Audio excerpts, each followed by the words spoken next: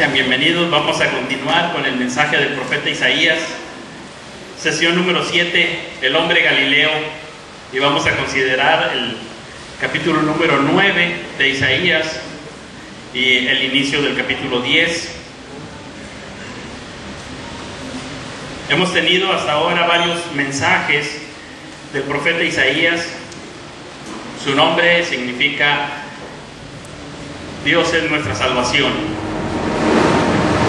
porque solamente de Dios viene la salvación. Vimos que Dios es un Dios misericordioso, un Dios bueno, lento para la ira, grande en misericordia, pero que de ningún modo tendrá por inocente al culpable. De alguna manera vimos que el pueblo de Dios, el pueblo de Judá, había colmado esa paciencia grande de Dios y había causado su ira, y ahora era llamado por Dios al arrepentimiento, a dejar sus caminos y volverse a Dios. Y les dice: vengan otra vez a mí. Si sus pecados fueren como la grana, como la nieve, serán emblanquecidos. Si fueren rojos como el carmesí, vendrán a ser como blanca lana. Isaías profetiza al reino del sur, a Judá, y les habla de juicio porque estaban llenos de maldades, habían dejado el pacto de su Dios, habían seguido a dioses falsos, se habían envuelto en las costumbres de los pueblos vecinos, se habían llenado de avaricia, de arrogancia, de violencia, de materialismo, y habían ofendido injustamente al prójimo, especialmente a los más vulnerables. Dios les llama a cuentas y les muestra una visión del futuro glorioso que tendrán con Él, porque en Él hay restauración, hay perdón y hay un futuro. Tenemos por ahí el nombre de uno de los hijos de Isaías, Sear-Jasub, que nos recuerda que un remanente volverá, que hay esperanza en Dios, que hay alguien que va a ser salvo, y ese es un remanente escogido por gracia. También vimos la semana pasada que Dios iba a cuidar al pueblo de Judá de una alianza que estaban haciendo contra ellos los de Siria y los de Israel. Israel, es decir, el reino del norte.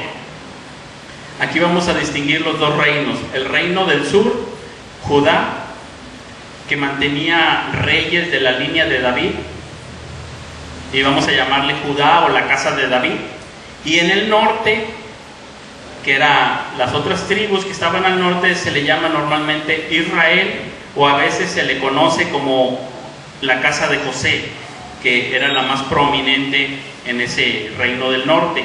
Así que van a ver a los dos hijos de José, Efraín y Manasés, nombrados para el reino del norte. Cuando dice Efraín, se está refiriendo a ese reino del norte, o cuando dice Manasés, es ese reino del norte, o dice Israel.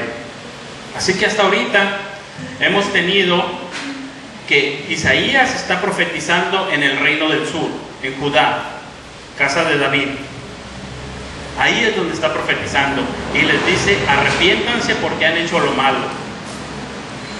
Pero ya en el capítulo anterior, en el 7, con la señal de Emanuel, hablamos un poquito del reino del norte.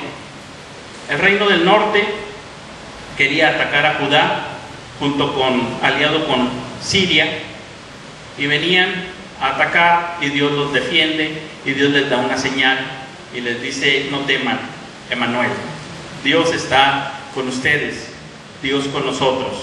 Dios con nosotros, y esos pueblos que tú temes no te van a hacer nada, no te van a hacer daño.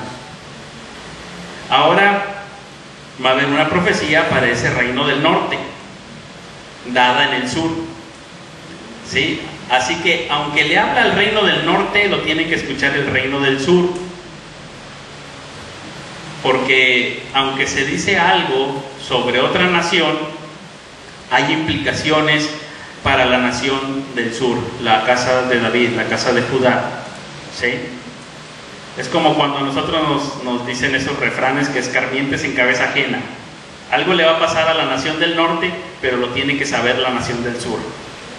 O te lo digo a ti, mi hijo, para que lo escuche mi nuera, o esas cosas que a veces se dicen en los dichos, ¿no? O si ves las barbas de tu vecino cortar, pon las tuyas a remojar. Entonces va a suceder algo en esa profecía sobre el reino del norte que tiene que escuchar el reino del sur. ¿Ok? Porque ahorita nos vamos a poder revolver y decir, ¿a quién está hablando ahora? Ahora le va a hablar al reino del norte. En la señal de Emanuel dijimos que el reino del norte iba a ser castigado por Dios, al igual que Siria. Pero ahí nos preguntamos, espérense, pero el reino del norte también es parte de los hijos de Abraham. El reino del norte también es el pueblo de Dios. El reino del norte va a ser castigado, pero ¿y qué hay con ellos?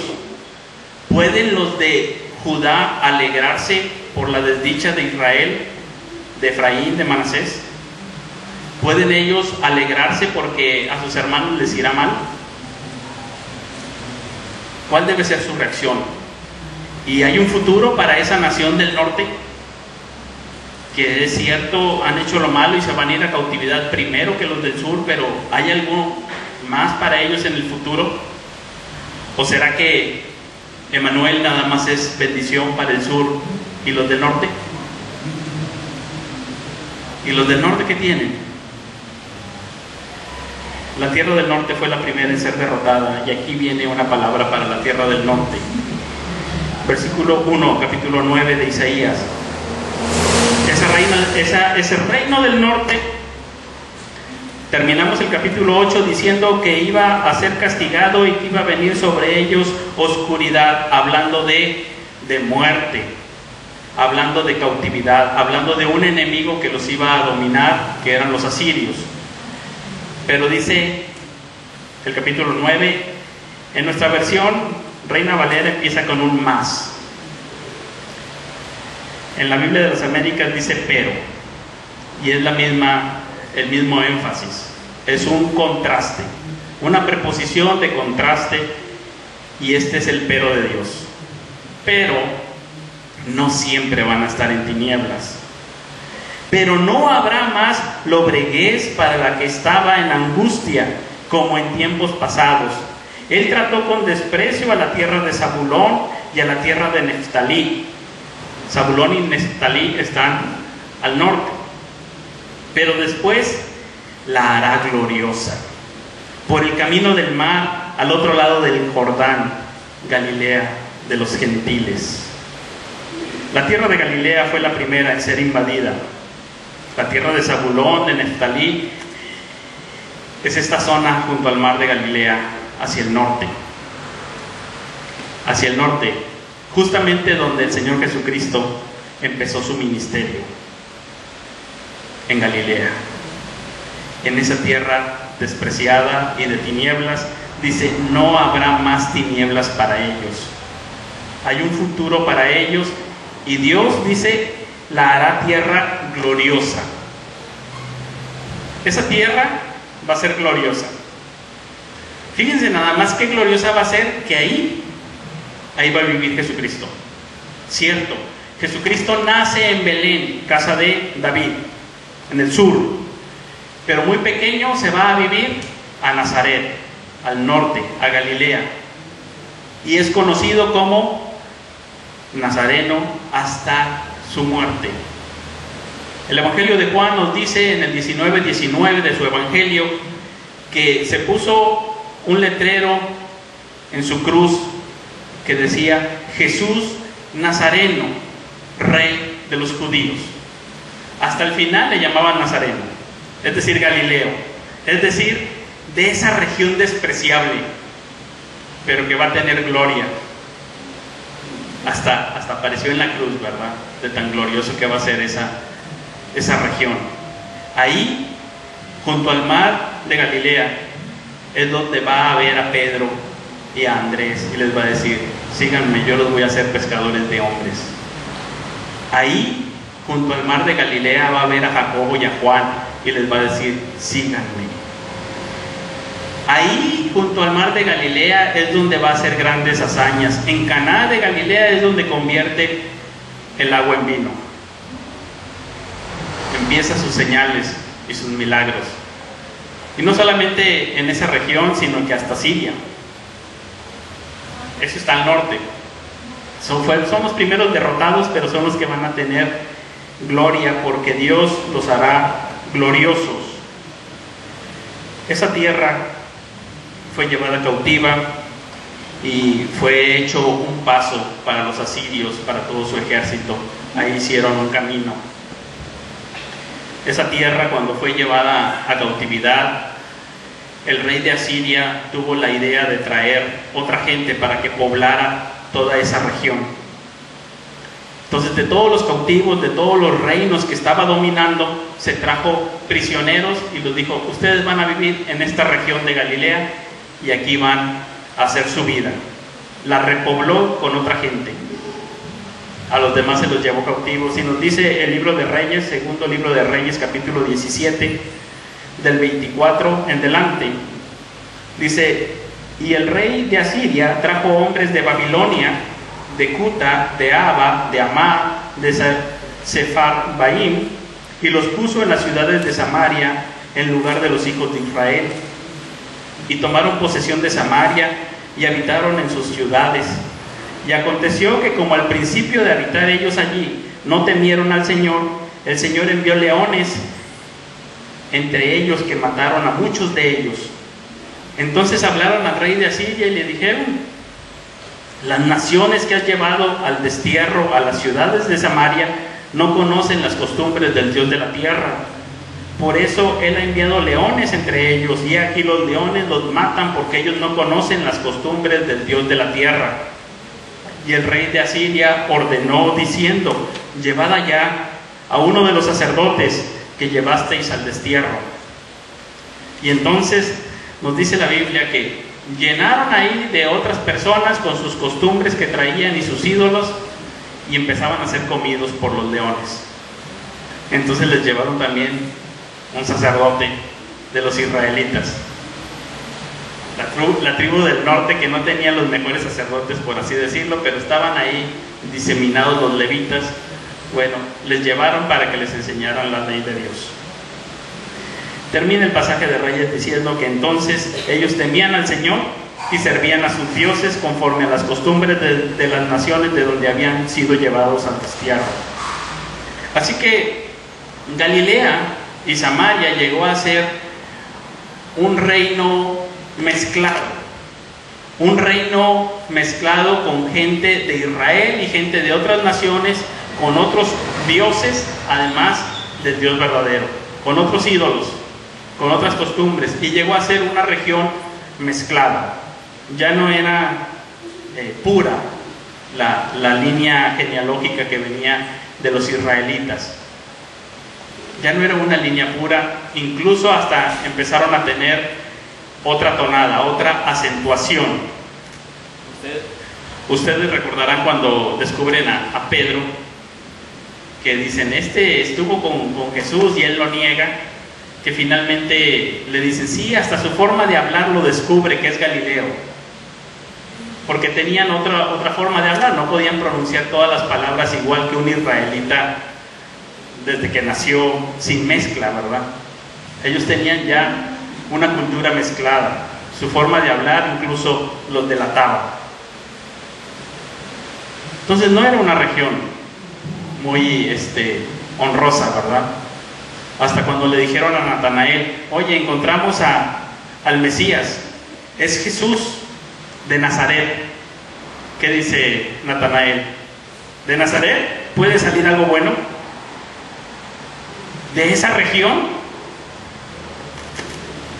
Así que aquí vamos a tener una palabra para esa región despreciada.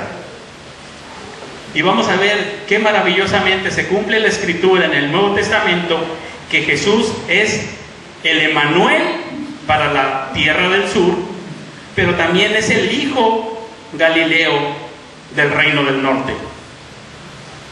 Es el de Nazaret y es el de Belén.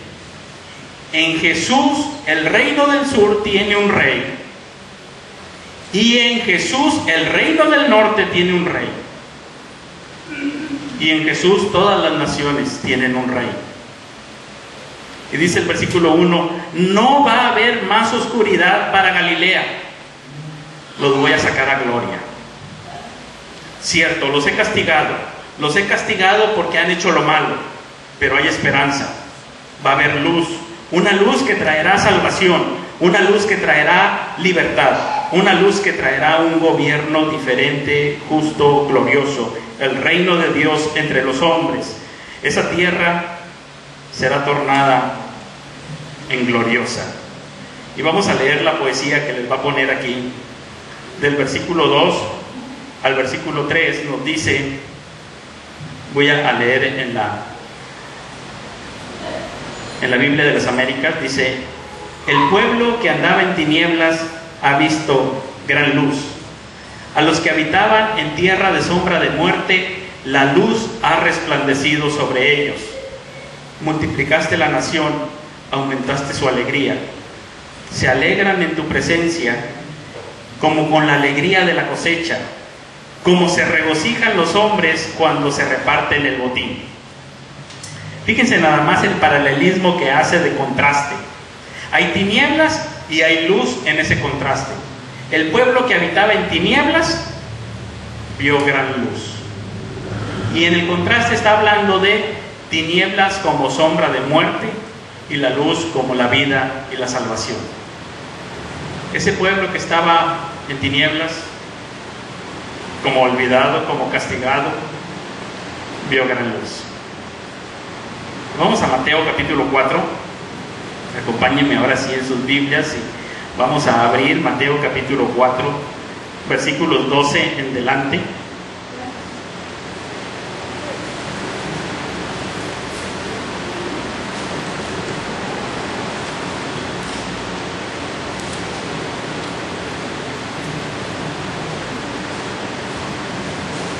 Después de que el Señor Jesucristo es tentado por el diablo,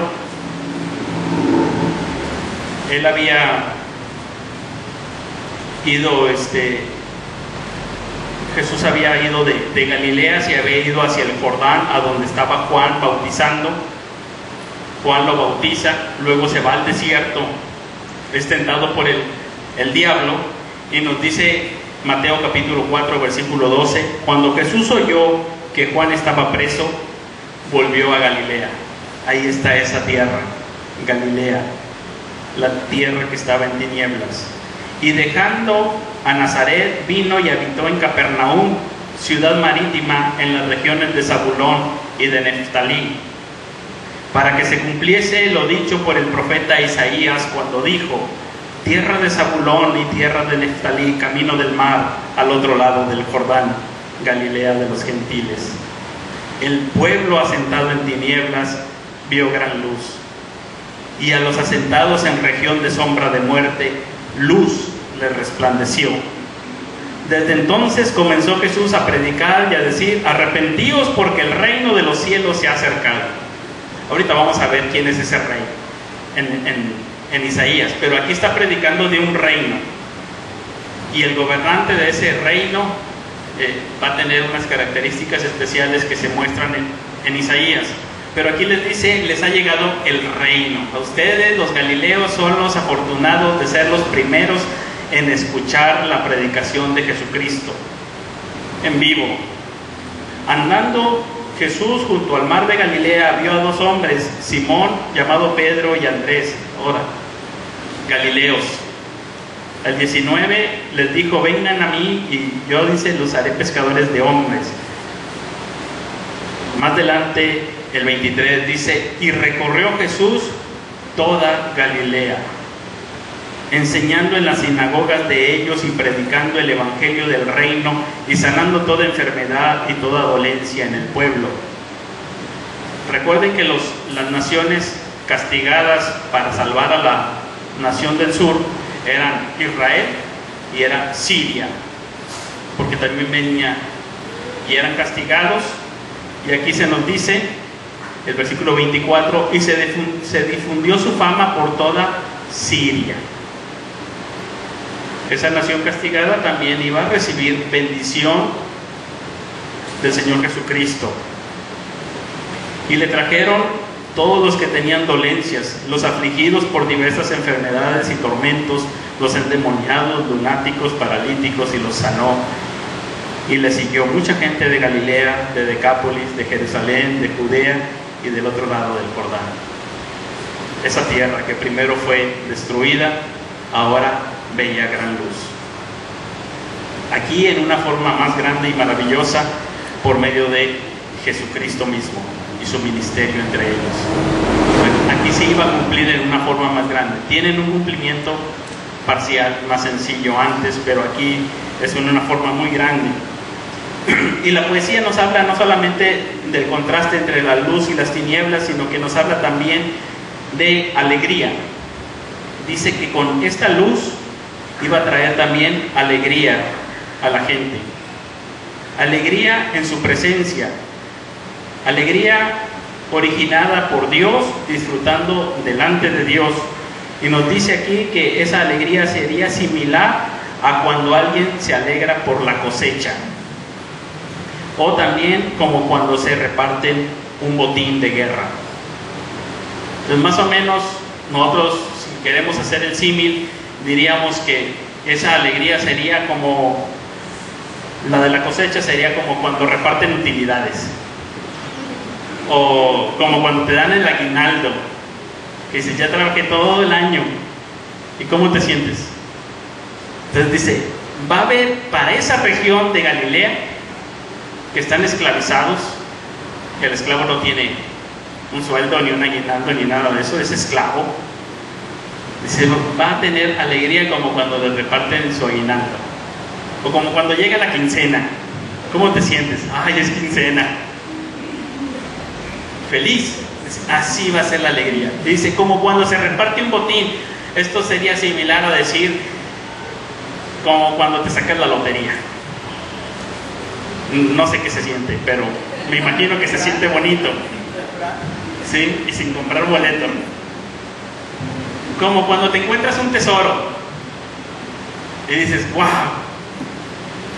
me siento feliz, yo invito, vámonos. Feliz. Esta nación de Galilea se iba a sentir feliz y diciendo, esto es lo más grande que nos ha pasado. Dios nos visitó y trajo la luz. Estábamos en tinieblas y trajo la luz a nuestra vida. Eso es lo que le pasa a aquel que llega y encuentra un gran tesoro y se va y vende todo lo que tenía para ir por ese tesoro. Dice, esto es lo más grande que he encontrado en mi vida. O aquel que se encuentra con la perla de gran precio y dice, no hay nada más valioso que esto. Trae gozo, trae alegría al corazón. Es la alegría que viene de Dios. Y eso iba a tener Galilea. Suertudos, bienaventurados diremos, porque no creemos en la suerte, van a decir. Bienaventurados los galileos. ¿Por qué? Porque es cierto, hay esperanza para ellos. Y fíjense nada más lo que va a decir, que va a traer este tiempo de esperanza. Ahí mismo en el capítulo 9 de Isaías, el versículo 4, dice, porque tú quebrarás el yugo de su carga, el báculo de sus hombros y la vara de su opresor, como en la batalla de Madián. Yo nunca he sido esclavo ni he recibido azotes.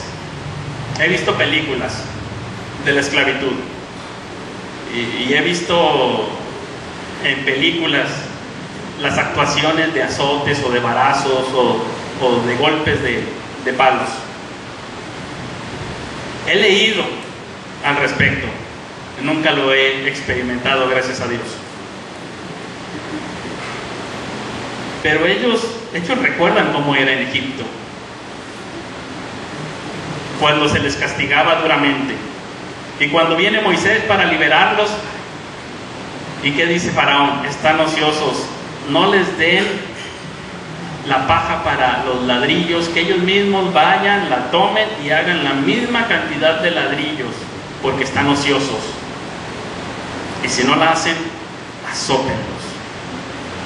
Y aumentaban los azotes, y aumentaban los golpes, y el pueblo de Israel gemía y lloraba y clamaba delante de Dios. Y le dijeron a Faraón, ¿por qué nos haces así? No nos das la paja, vamos por ella, y quieres que cumplamos con la misma tarea de ladrillos. No se puede.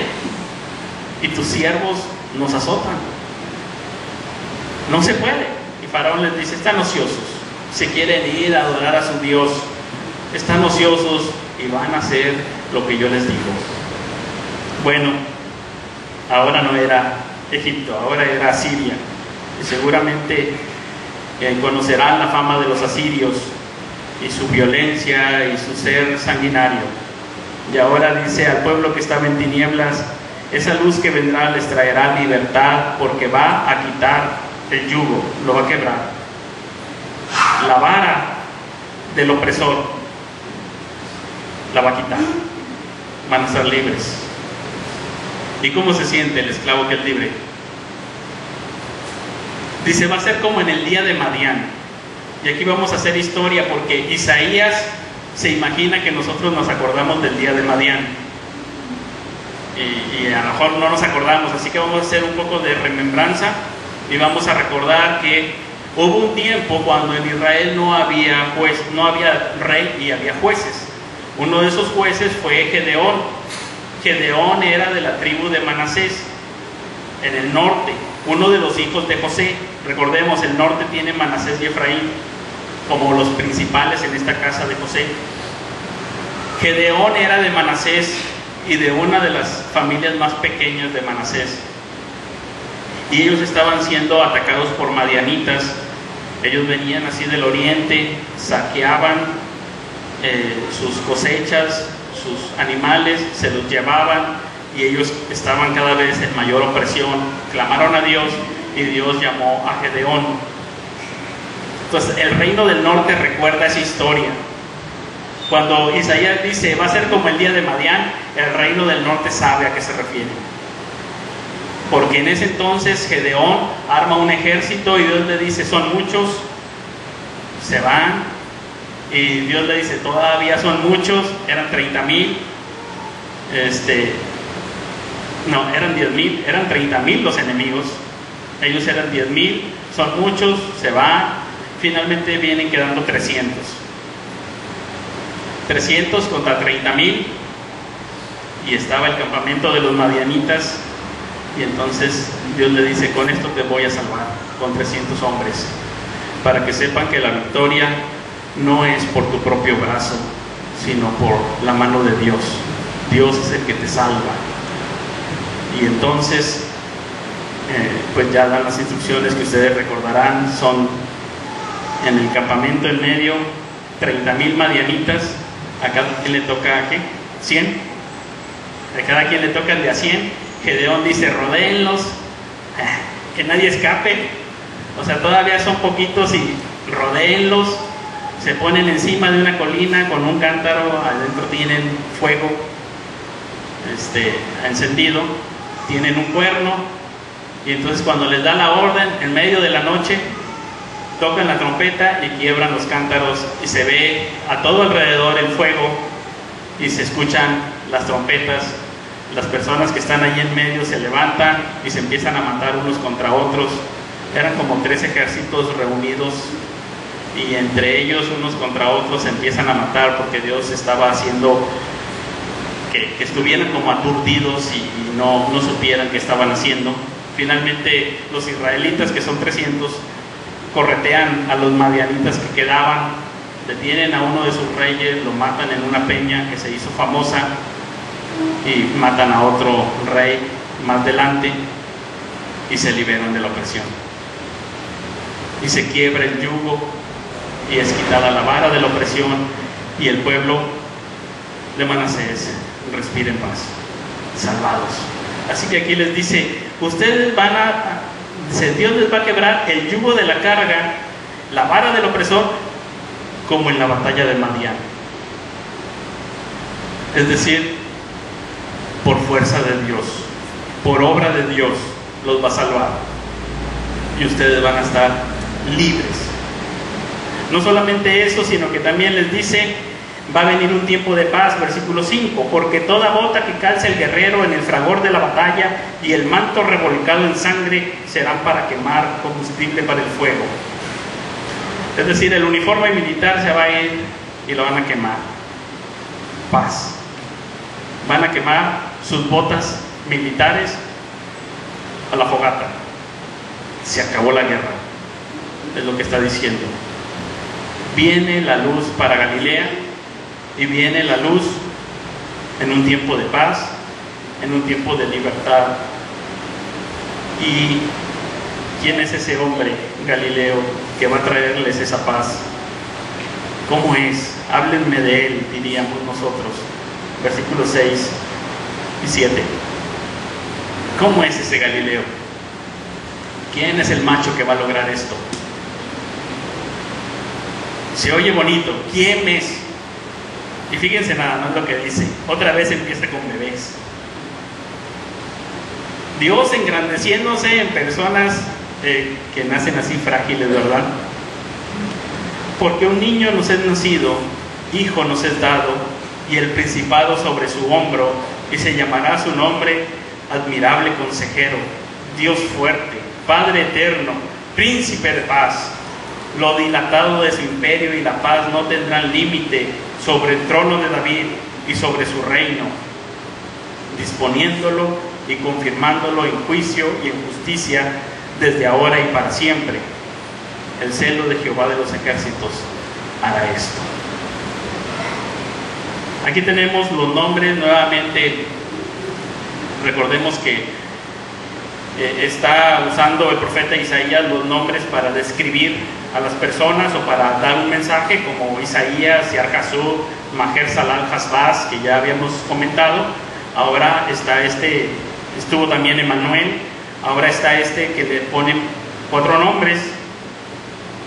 Y la idea es lo mismo, describir cómo será este gobernante perfecto y cómo es que esto se va a manifestar. Parece ser que está refiriendo a un gobernante que vendrá en el futuro. Algunos sugieren que puede ser Ezequías, que va a traer un periodo de estabilidad a la nación, un periodo de paz que puede ser en parte el cumplimiento de esta profecía, aunque sabemos nosotros que el cumplimiento total, amplio, en una mayor medida es en Jesucristo, en quien se cumple esta profecía, ¿verdad? Es un ser humano que tiene estos nombres, que bien puede aplicarse, porque como hemos dicho, los nombres solamente quieren resaltar algo y no quieren decir que la persona humana sea eso, aunque hay alguien que sí lo será, que es Jesucristo. Por ejemplo, si alguien se llama Rafael, significa su nombre Dios sana, y no nos estamos refiriendo a que esa persona, ese hombre, ese ser humano sea verdadero Dios que sana, sino que nos está recordando ese hombre que Dios sana, ¿sí? O Isaías, Dios es nuestro Salvador. No estamos diciendo que ese hombre, ese profeta es Dios, sino que nos recuerda que Dios es nuestro Salvador. O Emmanuel, o si alguien aquí se llama Jesús, no estamos diciendo que es digno de ser adorado y que es Dios, sino que nos está recordando. Y normalmente tenemos así muchos el nombre de Dios en nuestros nombres. Daniel, Dios es mi juez, Dios juzga. Y no decimos que Él sea Dios, sino que nos recuerda que Dios es mi juez, ¿sí? Entonces, cuando son los nombres de Dios puestos a seres humanos, nos están recordando a Dios y nos están dirigiendo la mirada hacia Dios. Cuando es en Jesucristo, Él sí es perfectamente hombre y perfectamente Dios. Él sí es en toda plenitud y en todo sentido Dios con nosotros, Dios nuestro Salvador, Dios que sana, Dios fuerte. Y vamos a ver, primero dice admirable consejero. Imaginen ahora que tenemos a un hombre en el gobierno de la nación que es sabio, que podemos decir, ¿y a quién le enseñó? ¿Quién le puede enseñar? Él sabe lo que hace en el gobierno, sabe lo que necesita la nación y sabe cómo juzgar en cualquier caso. Imagínense a alguien así, admirable consejero, que sus designios permanecen y sus designios son justos y sus designios son sabios. Nosotros tenemos gobernantes que pueden a veces acertar y a veces no acertar, y se pueden ir para cualquier lado, y en fracción de segundos dicen una cosa inteligente y luego una cosa necia. Eso nos ocurre. Pero aquí tenemos a alguien que se le llama admirable consejero. El Señor Jesucristo dijo: aquí hay más que Salomón, y se refería a sí mismo, y no estaba siendo presuntuoso. Él dijo: aquí hay más que Salomón. Y sus enseñanzas, los alguaciles que lo iban a aprender dijeron: nadie ha hablado como este hombre. No lo pudimos aprender. Si lo hubieran escuchado, es maravilloso lo que dice. Es tan maravilloso que hasta las personas que no son cristianas, sea quien sea, sabe alguna frase de Jesucristo, alguna parte del Sermón del Monte. Aún personas que no sean cristianas saben alguna de sus máximas. Son maravillosas. Cuando le preguntaban y cuando querían agarrarlo en alguna trampa, cuando querían ponerle algún acertijo, ¿qué sucedía? Leamos los evangelios y veremos que era admirable consejero. ¿Quién podía enseñarlo? Y la gente decía: ¿este es Galileo? ¿Seguros que es Galileo? Sí, ¿y de dónde sabe? Y cómo a los 12 años se pone a preguntarles a los maestros de la ley y a discutir con ellos. ¿Qué ha sucedido? Y la gente decía: ¿este viene de Galilea, de Nazaret? Admirable consejero. Nadie, nunca ha hablado como este hombre. Dios poderoso. Y siempre este nombre nos recuerda que el reino es el reino de Dios y que solamente se logra por el poder de Dios, no por poder humano. El reino que se iba a establecer era el reino del Dios Todopoderoso, y el Evangelio es poder de Dios para salvación a todo aquel que cree. El brazo del hombre no puede salvar a nadie. La iglesia incluso recibió poder cuando vino sobre ellos el Espíritu Santo, poder de Dios. Nos ha sido dado el poder de Dios para realizar todo el ministerio de la iglesia y la extensión de su reino. Su reino es el reino del Dios Todopoderoso, y este gobernante es Dios poderoso en Jesucristo. Y el que no era precisamente Dios, que no era Jesucristo, sino que era un ser humano, es lo que recuerda que Dios es el que puede hacer todas las cosas, y que Él es el rey sobre su nación y sobre todos los reinos, todos, incluso Asiria. Asiria sería un instrumento en las manos de Dios. Le llama Padre Eterno. Imagínense ahora un gobernante que dirige con la compasión de un padre. Ya en el capítulo 1 nos había puesto esta imagen de un padre que cría hijos y que los hijos son rebeldes y lo desconocen. Ahora nos está hablando del Padre Eterno, un padre que se compadece de sus hijos y que sí los disciplina, pero los quiere. Y así vino Jesús. Jesús quería abrazar al hijo pródigo que se había ido lejos, pero quería abrazar también al fariseo que se había quedado cerquita. Y le dedica tiempo a un fariseo y va a su casa, como a un publicano, o a una prostituta, o a un samaritano, o a un galileo. Y ya cuando se acercan los gentiles, dice: llegó mi tiempo. Cuando los griegos buscan a Jesús, dice: es mi tiempo, necesito ser glorificado y a todos atraeré a mí. Un Padre eterno, como fue Jesús, que puede sentar a los niños en sus piernas y bendecirlos. Nosotros vemos algunas imágenes falsas, ¿verdad?, de nuestros gobernantes cuando quieren votos. Se van por ahí a alguna colonia y cargan a algún niño, y tú dices: qué falso, quería la foto. Pero con Jesús no era así. Al contrario, le querían quitar a los niños y Él dijo: déjenlos venir a mí, no se los impidáis. Y los bendijo. Y los tomó con compasión, con amor. Este es el Rey. Después se le llama Príncipe de Paz. Finalmente su carácter será el de un pacificador, alguien que hará un reino que se caracterice por la paz, por la luz que trae la paz, la calma, la tranquilidad. ¿Y quién hará esto? Isaías 9 termina diciendo el versículo 7: el celo de Jehová de los ejércitos hará esto. Voy a parafrasearlo y voy a decir: y todo esto el reino de Dios se establecerá para la gloria de Dios.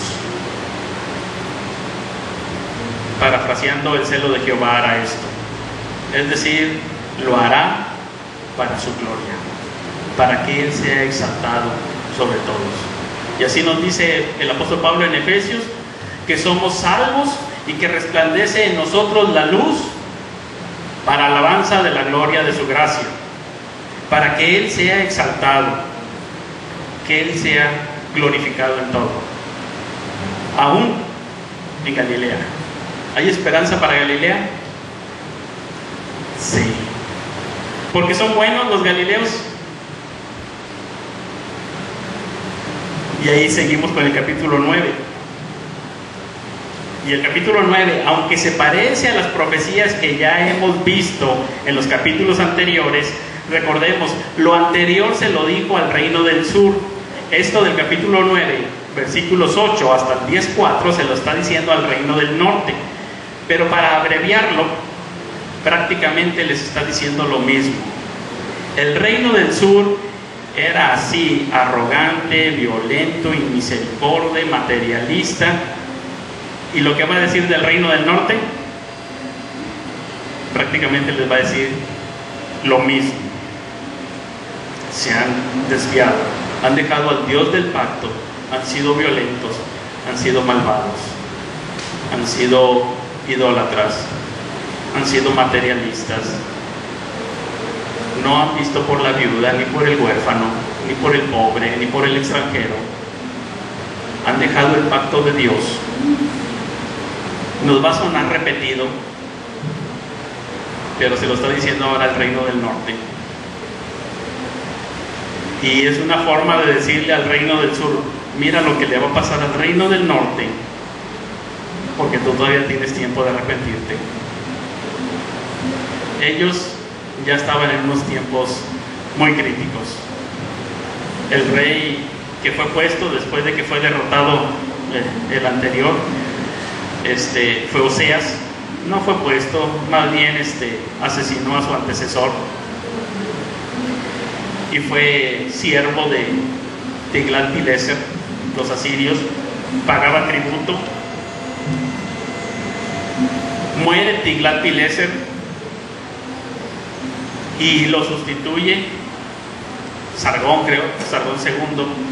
Y entonces Oseas, el rey de Israel, dice: bueno, ahorita que hay cambio de rey, voy a ya no pagar los impuestos, y lo que pagaba de impuestos voy a hacerme una alianza con Egipto.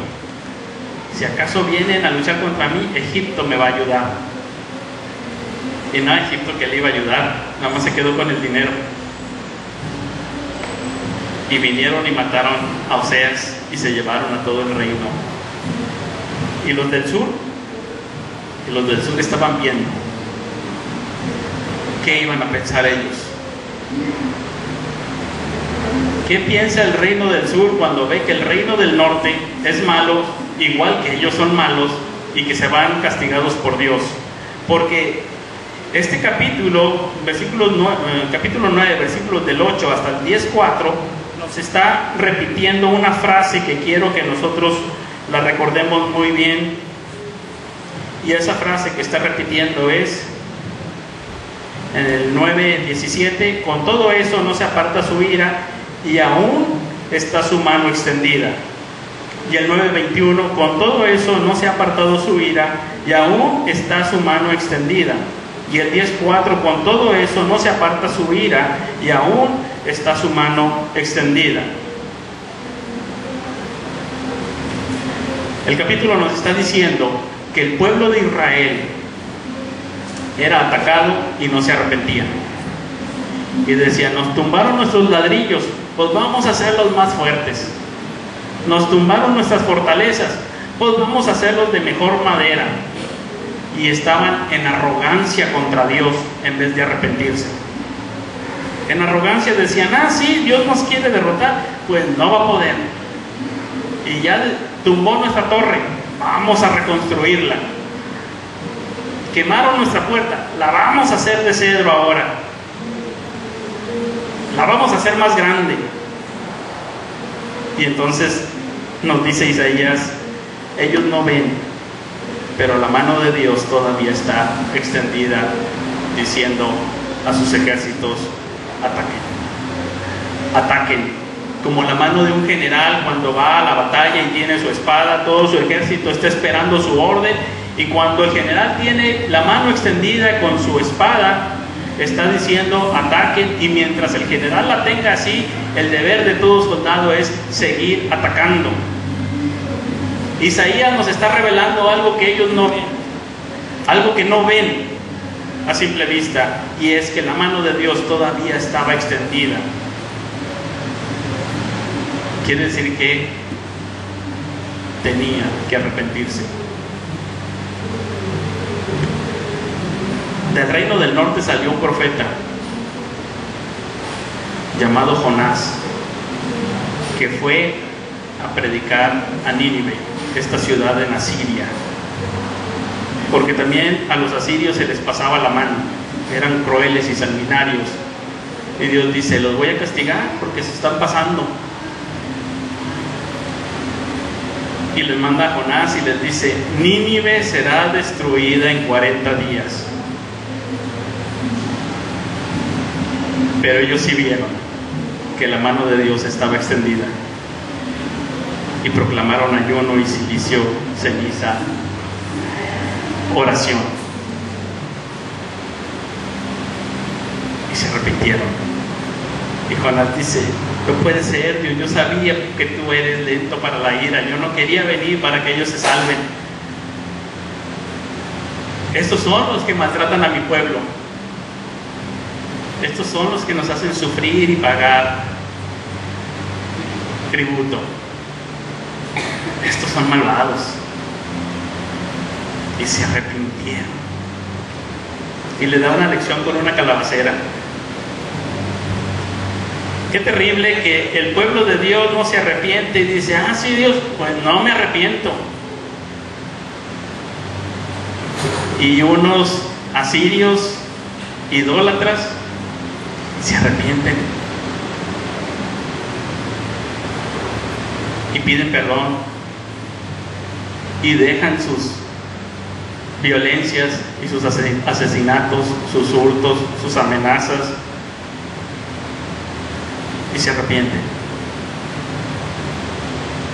¿Qué lecciones nos dan los gentiles, verdad? Al pueblo de Dios. Aquí Israel no veía que la mano de Dios estaba todavía extendida. Y el reino del sur está viendo.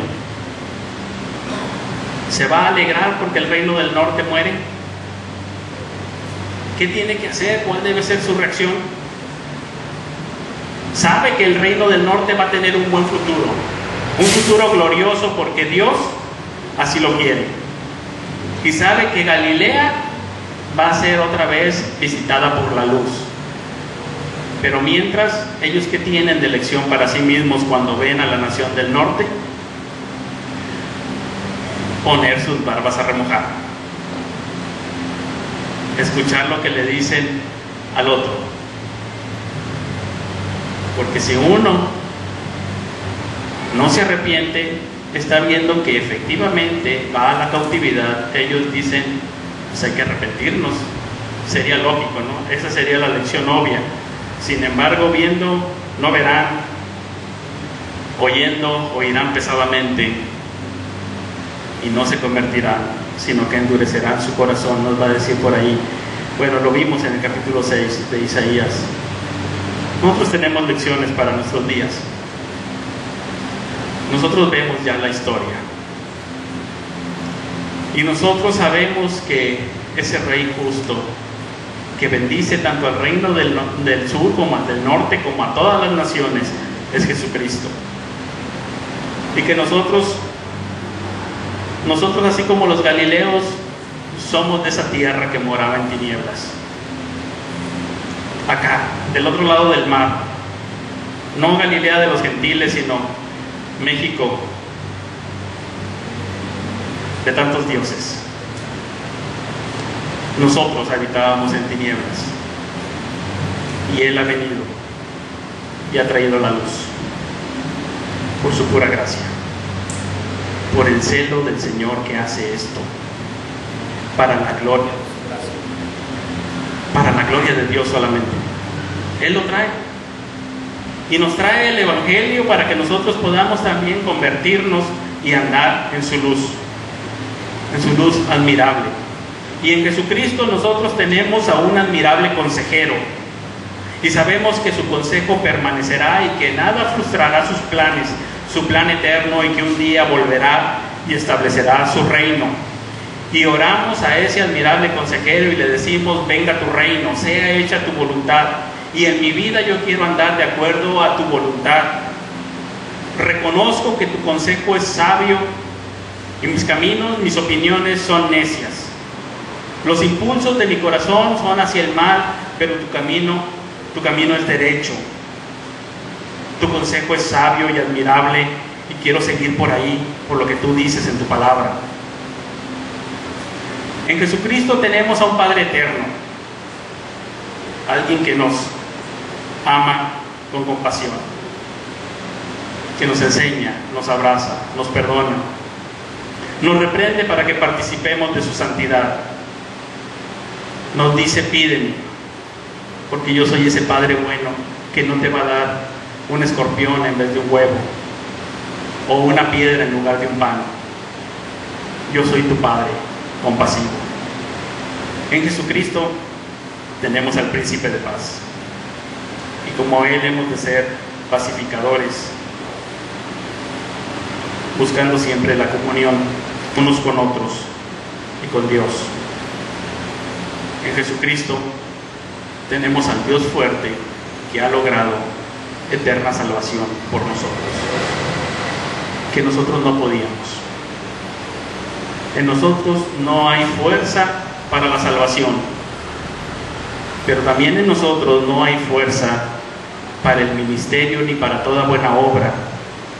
Tenemos que ser fortalecidos en el hombre interior por su Espíritu Santo para actuar según la potencia de Dios en nosotros, para toda cosa buena, para toda buena obra, para todo accionar en la vida. La vida viene de Él. En Jesucristo tenemos este gobernante maravilloso que un día vendrá, como cantábamos, ¿verdad? Rey de reyes, Señor de señores, instalará su reino de paz, de justicia. Galilea, alégrate, es lo que le dice. ¿Qué podemos decir de México? Suertudotes, llegó la luz. Bienaventurados porque llegó la luz, y la luz trae alegría como el día de quincena. Oh sí, Señor, trae alegría, hermanos.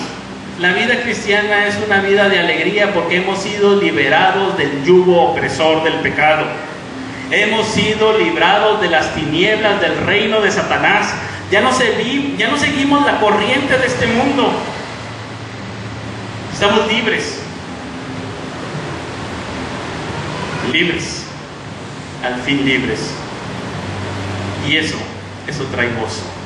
La salvación de Dios transforma nuestras vidas tristes y oscuras en vidas iluminadas y gozosas para la gloria de Dios. Ahora podemos disfrutar y podemos sonreír. Y cuando vengan las tinieblas de sombra de muerte en nuestra vida, sabemos que hay luz. Sabemos que este Dios nuestro nos guiará aún más allá de las circunstancias actuales. Sabemos que Él nos guiará más allá incluso de la muerte. Sabemos que en Él hay delicias y hay alegría. Es una bendición. Ese es el hombre Galileo del que está hablando. Bendición al sur, al norte y hasta México. Siglo XXI. Vamos a orar. Dios, gracias te damos por tu grande bondad. Muchas gracias, Señor, porque tú eres bueno para con nosotros. Muchas gracias porque Jesucristo en su cuerpo sobre el madero llevó nuestros pecados. Gracias porque por su sangre nosotros hemos sido perdonados. Mi Señor, ha venido la luz a nuestra vida. Te agradecemos, Señor. Te agradecemos infinitamente desde lo profundo de nuestro corazón que tú hayas llegado a nosotros con tu palabra, con tu evangelio. Ayúdanos, Señor, a llevar a otros tu evangelio, que otros también conozcan tu salvación, que otros también puedan ser trasladados de las tinieblas al reino de tu amado Hijo. Ayúdanos, Señor, a ser una comunidad que sea como una luz que brilla en medio de esta ciudad en la que nos has puesto, para la gloria de tu nombre, para la salvación de las personas que aquí están. Y, Señor, que podamos nosotros en todo momento y de todo corazón ir creciendo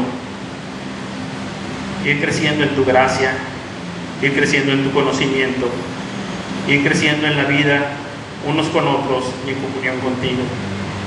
Fortalécenos, Señor, con tu Santo Espíritu en nuestro hombre interior, y que esta semana sea una semana de bendición, de alegría, una semana de poder hablar de que tú, Señor, eres nuestro Rey soberano y glorioso, admirable consejero, Dios fuerte, príncipe de paz. Tú, Señor, eres el Rey de reyes. Venga tu reino y sea hecha tu voluntad, así como en los cielos, así también en la tierra. Bendito seas en el nombre de Jesucristo. Amén.